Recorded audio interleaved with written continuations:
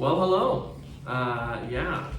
Firstly, we just want to apologize for not getting a newsletter out to you guys sooner. We have been incredibly busy over the last few months. A lot of stuff has changed, a lot of stuff has happened, and so we wanted to record this short video for you guys to kind of recap everything that's happened since the last time we sent a newsletter, because it's not a small amount of stuff.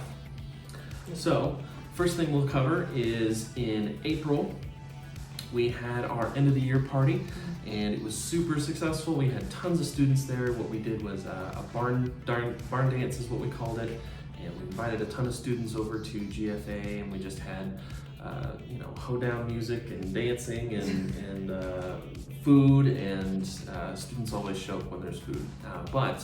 It was great hanging out with the students and all that stuff. At the end of that, we offered baptisms, and a girl in our small group named JC ended up getting baptized that night, and it was incredible.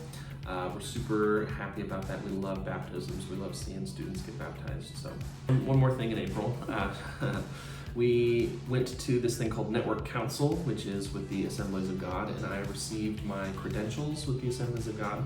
So now I'm considered I think it's certified is the first level there. So I received my certifications with the Assemblies of God in April. Yeah, and then so after our end of the year party, shocker, the end of the school year happened in May. All the students went through their finals, and that's always fun to go through with the students as they're preparing for the summer, and just sending them off to have a successful summer where they're able to maintain their relationships with Jesus. So the spring semester ended. We still have some students that are in town, but a lot of them did end up going home, and we're just continuing to maintain contact with them, inviting them every week if we can. So, but when school ended, we actually moved. So we are recording this from our new home office that we did not have before. We got a lovely home just right off of campus. We're like not even half a mile away from the university center. We're actually right behind the university apartments, which is really awesome. Yeah. And one of the things that happened in May is that Mark and I were actually officially named the UNC Chi Alpha directors. Whoa! It's been a long time coming, but we are super excited about that.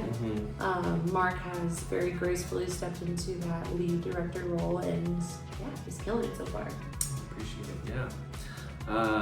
So part of the directorship is that I'm kind of the one making the final decisions on where the ministry goes and what we do, and I do have a lot of plans for some big changes in the upcoming semester. The way that we do our large group services is going to completely change, and the way we do outreach is going to change, but I think they're for the better, and I'm excited for this upcoming semester sitting in that director chair, ultimately letting God and Jesus lead the ministry, but doing my best to steward it with his help. So in June, the first Summer Chi Alpha we had at the beginning of the month, and it was great seeing students still want to hang out with us even when there's no school.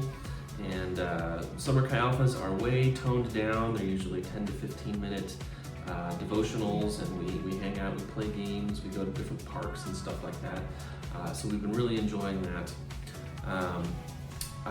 We had 2 missions trips over the month of June. One of them was to Denver, Colorado, and that was apparently super successful.